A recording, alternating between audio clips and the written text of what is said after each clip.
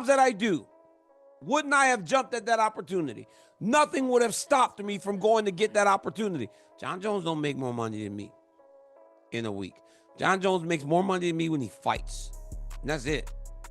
Outside of that, he ain't getting what me and Chael getting from ESPN, The Volume, DraftKings, Total Wireless, Rose Sparks, Monster Energy.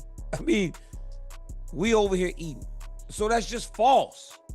That's false. It's almost like that time the Young Bucks, this wrestling team, he thinks with all of these tweets, he thinks he's having the greatest run on Twitter.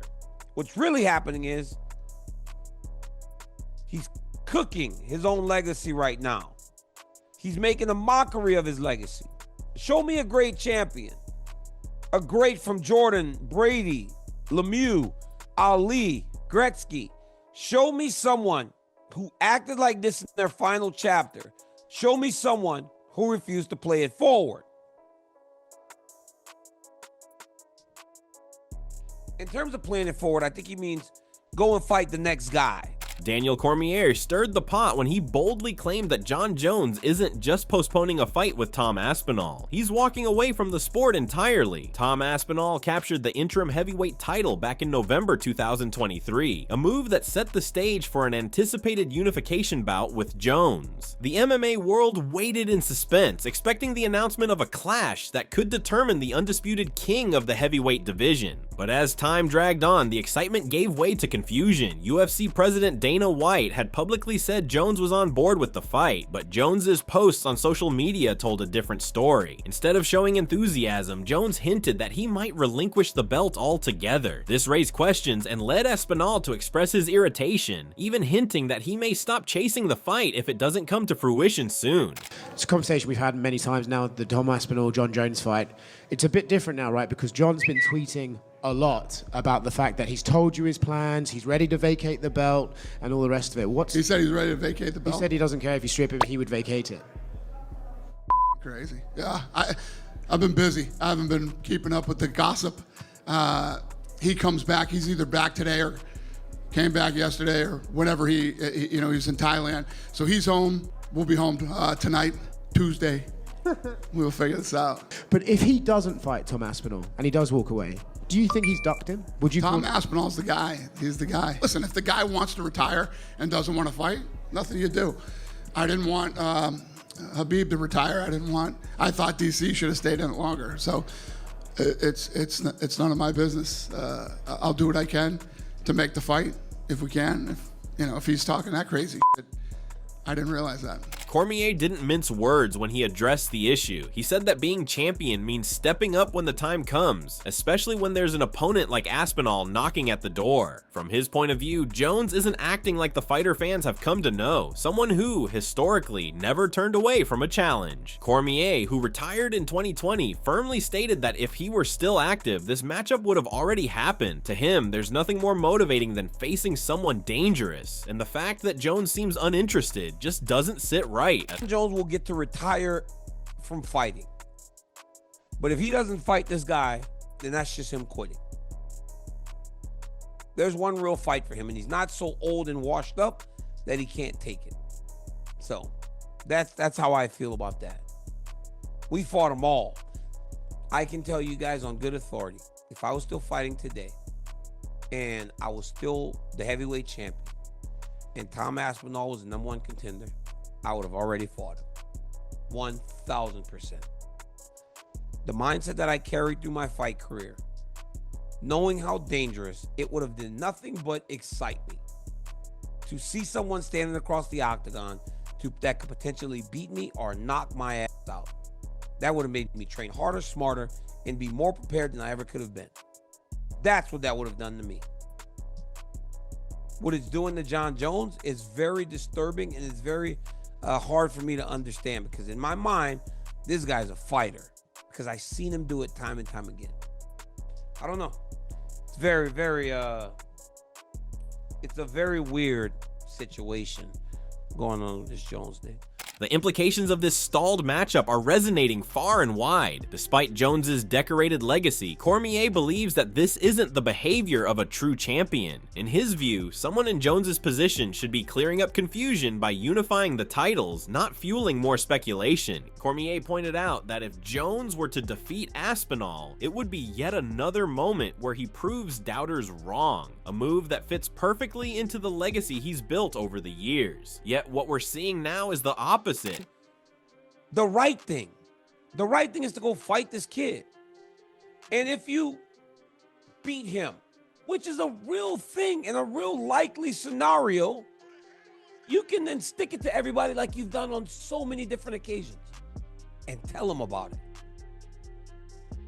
Nothing feels better to a guy like Jon Jones to be able to beat the guy that you thought was going to get him and then him going, what did I say to you?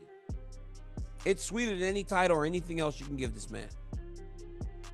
But he's got to be willing to take that chance to go and fight this dude. Hey, could Tom Aspinall put him out? Absolutely.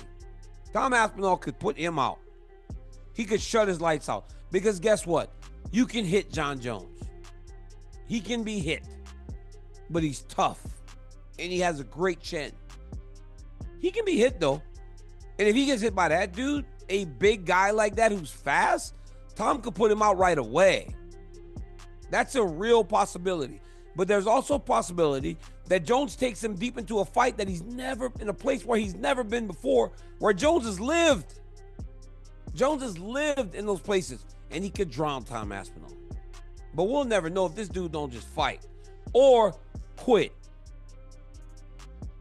Or quit. That's the truth. Not everybody gets to retire. Tensions flared even more when Jones took to social media to mock both Cormier and Chael Sonnen after they criticized his reluctance to engage with Aspinall. Jones bragged about how much he earns, claiming his weekly income eclipses their yearly pay. Cormier didn't back down. He fired back in a YouTube video revealing he had once been approached about coaching alongside Jones in Thailand. He also disclosed knowledge of what Jones was paid during that stint. Cormier used this moment to remind everyone that while Jones may earn more during fight weeks, he himself is still doing quite well and continues to profit from the rivalry that helped define both their careers. For Cormier, this isn't just about money or media jabs. He made it clear that Jones's biggest paydays came during their fights, and now that he's retired, he's paid to talk about Jones, something he sees as fair. Still, he emphasized that Jones should be doing what matters most, defending his belt. Though Jon Jones does not like being talked about by two of the biggest voices in this game. I'm gonna pull the curtain back for you guys. I know what Jon Jones made in Thailand. I was offered to coach this show with Jon Jones. Jon Jones's resume is impeccable. Jon Jones's star power, his ability to sell, matches up with anybody in the business. But guess what?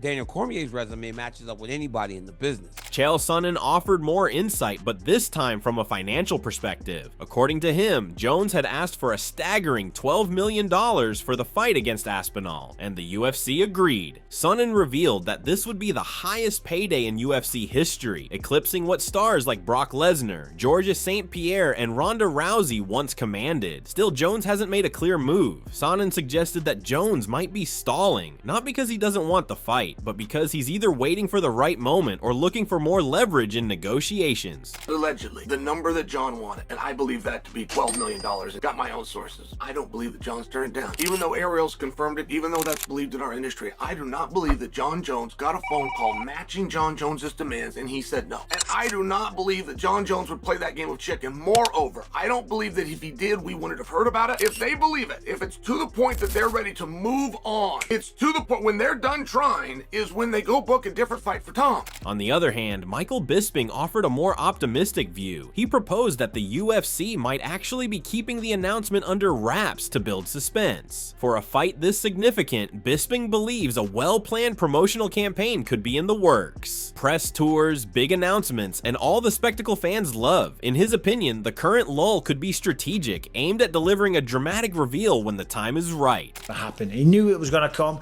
and his answer explains a lot. He said it's going to happen. He basically says the fight is a done deal, but of course they can't announce it yet. Now, of course, this is one of the most highly anticipated fights in all of UFC history. And you can't just announce it, oh, the fight's going to happen. No. That's stupid. Fights of this magnitude, the UFC want to do a proper job. They want to announce it in a spectacular fashion. They want to have a press conference. They want the world's media there. They don't want someone on YouTube or whatever or on the phone just going, yeah, the fight's happening, right? Even when I was fighting my fights, I wasn't allowed to announce them. They wanted to announce them, as I say, in the proper way to make sure that all the world's media is there and it gets all the coverage that it deserves. This is the kind of fight that, of course, deserves that kind of attention. This is a fight the world are crying out for, and this is a fight that it seems like we are going to see. I told you guys already, we'll get Aspinall versus Jones done. The heavyweight fight will happen. Just relax.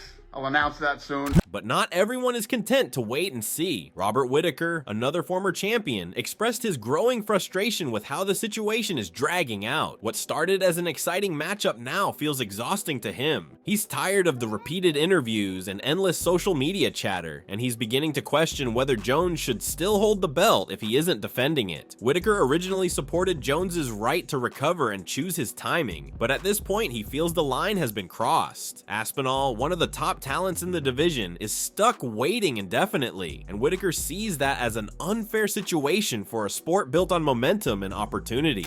Honestly, who cares now? Yeah, true. Like, I'm done. I'm done with waiting. It's like, yeah, it's like Elder Scrolls 6, dude. It's just like, you know what I mean? Just, you gotta have to play something else, man. Yeah. Like, I'm done. And honestly, everyone nagging him and poking at him and trying to get clips and stuff is worse for me. Like, they're like, yeah, it's way worse for me. It's just, I'm done with that too. I'm just done. I think I get it. I don't know how Jones still holds the title, honestly. Like, I know I mentioned when we first started speaking about this many moons ago, how I was like, no one's stripping Jones. You can't do that to him. But mate, come on, you're taking the piss now. You're taking the piss now, brother. I was like, Yeah. but let alone just, I don't know, how long's it been since Tom's fought last? Man, Poor almost dude, a like, year. Almost a year. It's yeah, actually guy's just not insane. fighting.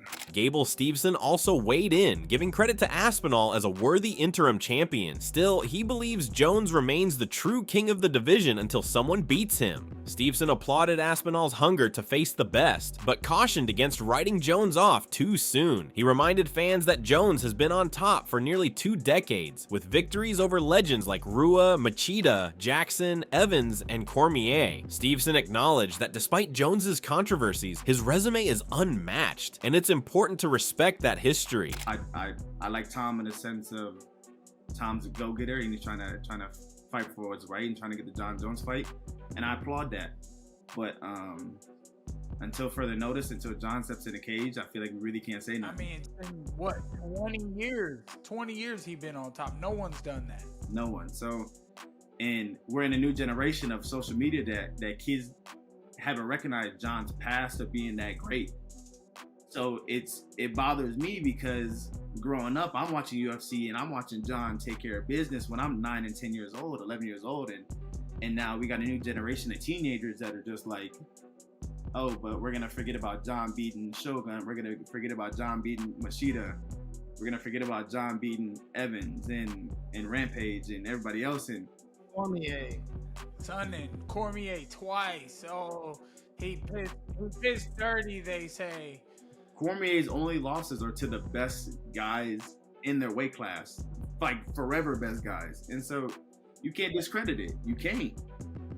So, and do I like Tom? I think Tom's cool, but From a strategic perspective, Coach Eric Nixick shared some insight on how a Jones versus Aspinall bout might unfold. He highlighted Aspinall's quick hands as a major weapon, but emphasized Jones's ability to control range and disrupt rhythm. Nixick pointed out how Jones once neutralized Miosic's jab by switching stances mid-fight. He and Aspinall have discussed ways to avoid Jones's mid-range attacks, stressing the need for pressure and aggression. For Aspinall to succeed, he'd have to to dictate the pace and avoid letting Jones settle into his typical rhythm. What advantages do you see that he has over John Bones Jones? I think hand speed. But what John does very well, and what we saw in the Stipe fight, is John will occupy your hands. So Stipe is one of his best weapons is always his jab. So you saw John switch to southpaw, lead hand occupy, which left Stipe with one punch, which was a cross. So he was timing the cross to pull off and then was adding on.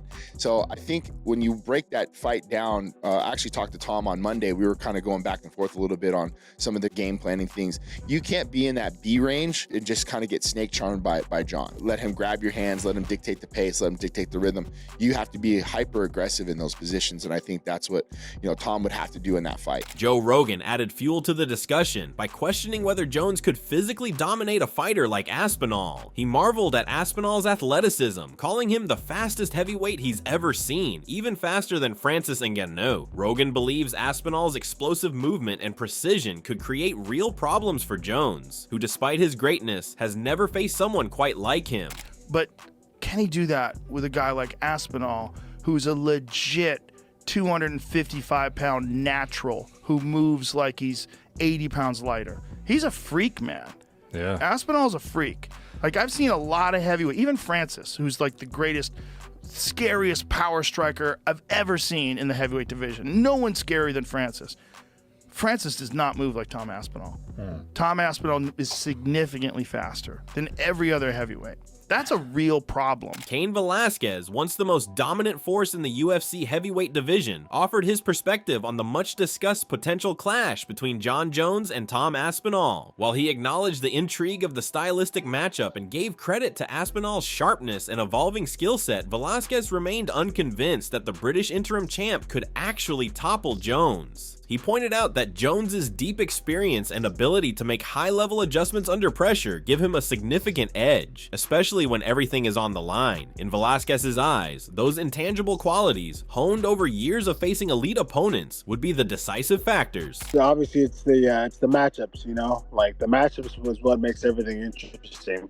So I think it's great what he's doing. You think he beats John Jones? Do you think he beats John?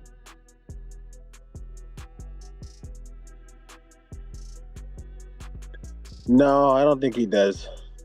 After reviewing Aspinall's past performances, Velasquez identified certain gaps in the rising contender's defensive movements, particularly in his striking game. He expressed the belief that someone as methodical and calculating as Jones would quickly identify and exploit these weaknesses. Given Jones's tactical intelligence and history of neutralizing the strengths of his opponents, Velasquez found it difficult to envision a scenario in which Aspinall could gain the upper hand through technique alone. So me just watching him, I kind of see his pattern a little bit.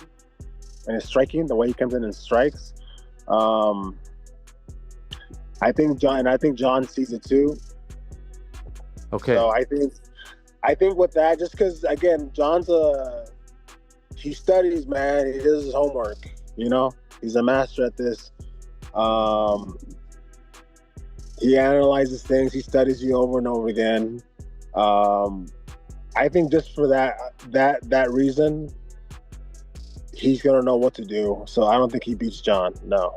Georges St-Pierre, another icon of the sport, took a more legacy-focused view when considering the possible bout. He praised Jones as potentially the greatest mixed martial artist of all time, someone he would trust to represent the sport in its purest form during its peak. While he acknowledged the natural decline that comes with age, St-Pierre still viewed Jones as a singular talent whose impact on MMA remains unmatched. He also recognized the hunger and rapid rise of Aspinall, noting that the potential fight carried weight not just because of the titles involved, but because of what it represented, a battle between a legendary champion and a ferociously ambitious new force. You talk about legacy, like John Jones, it's probably the best fighter that ever lives.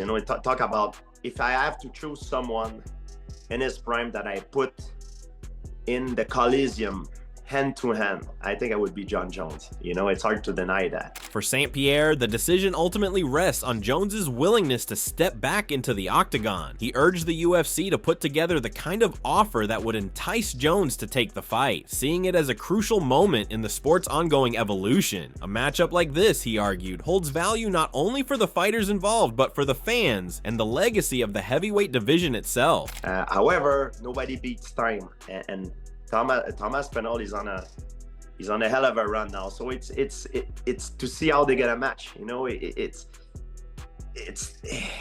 hard to say. It's hard to say. As a fan, I want to see this fight. I would like to see this fight, but I think Tom is very hungry, and it's up to John to see if he still wants to do this and if the UFC can compensate him good, because I think he deserves it. So it's going to be a hell of a fight. Paddy Pimblett shared a similar sentiment. A known supporter of Aspinall and proud of his fellow Brits' accomplishments, Pimblett admitted he still couldn't bring himself to bet against John Jones. While he described Aspinall as one of the sport's most likable and exciting rising stars, Pimblett pointed to Jones's cerebral approach and almost robotic strategic precision as reasons he would still back the champion. He explained that, even though part of him would love to see Aspinall pull off the upset, Jones's proven ability to execute flawless game plans makes him nearly impossible to count out. Do you think the Aspinall-Jones fight happens? It's got to happen. I was sitting next to Tom the other week at the UFC in London and talking to him about it. How do you think that plays out if they fight? I'll be honest, Tom's a friend. I love Tom. He's one of the coolest dudes in the whole of MMA. Even though Jones is getting old, I just can't pick against John Jones. The one thing I do think John Jones has got the best in the world and the best ever is his fight IQ. He has a perfect game plan to beat that person. As much as I love Tom and I want Tom to win, I couldn't pick against John Jones. It's just something I couldn't do. Curtis Blaydes, a top-tier heavyweight in his own right, leaned slightly in favor of Aspinall, giving him a narrow edge in a hypothetical matchup. However, Blaydes was quick to point out that defeating John Jones wouldn't be a simple task. He emphasized Jones's years of championship-level experience, ability to adapt mid-fight, and high fight IQ as traits that keep him dangerous in any setting. Even with Aspinall's momentum and tools, Blaydes believed the fight would be tightly contested from start to finish. Do you think Aspinall beats him? Yeah, I would pick him. Like, I would go 55% him. Obviously, it's not gonna be a landslide. Like, we're going against John Jones. He's a legend. He got all the weapons. So what are your thoughts on this? Share your thoughts in the comment section and make sure to subscribe and like if you enjoyed the video.